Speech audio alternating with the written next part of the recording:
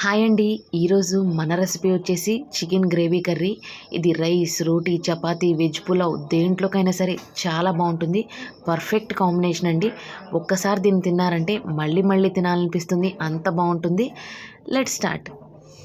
ముందుగా ఒక బాండీ తీసుకొని అందులోనే కొంచెం ఆయిల్ వేయాలి. ఆయిల్ అనేది కొంచెం ఎక్కువగానే పడుతుంది నాన్ వెజ్ కర్రీస్ అంటే.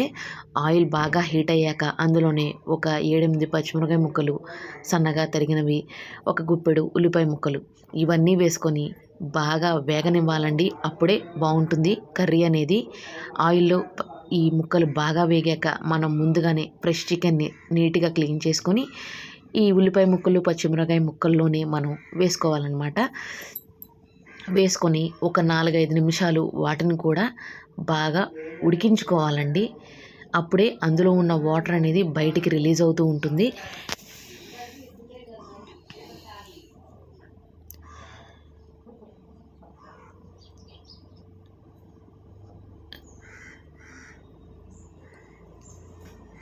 ఈ వాటర్ కొంచెం బయటకు రిలీజ్ అవుతుంది అనుకున్నప్పుడు ఇందులోనే ఒక 2-3 స్పూన్లు పసుపు, రుచికి సరిపడా ఉప్పు ఇవన్నీ వేసుకొని మొత్తం తిప్పుకొని మూత పెట్టేసుకొని కొంచెం బాగా మగ్గించుకోవాలండి.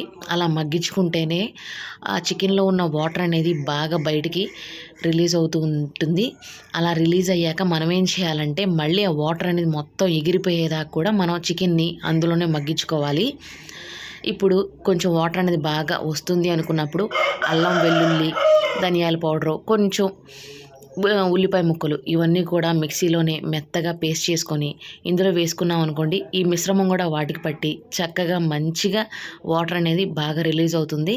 చక్కగా రిలీజ్ అయిపోయాక మళ్ళీ మొత్తం ఎవాపరేట్ అవుతుంది. అప్పుడు చికెన్ అనేది చక్కగా కుక్ అవుతూ ఉంటుందన్నమాట. ఇలా వాటర్ అనేది కొంచెం మిగిలింది అనుకున్నాక ఎవాపరేట్ అయ్యేది అందులోనే రుచికి సరిపడా కారం వేసుకోవాలండి. కారం వేసుకొని మనం కారాన్ని కూడా మొత్తం తిప్పుకొని ఒక 4-5 నిమిషాలు మగ్గించుకోవాలి. అలా మగ్గించుకుంటేనే ఆ పచ్చివాసన అనేది పోతుంది, కారం పచ్చివాసన.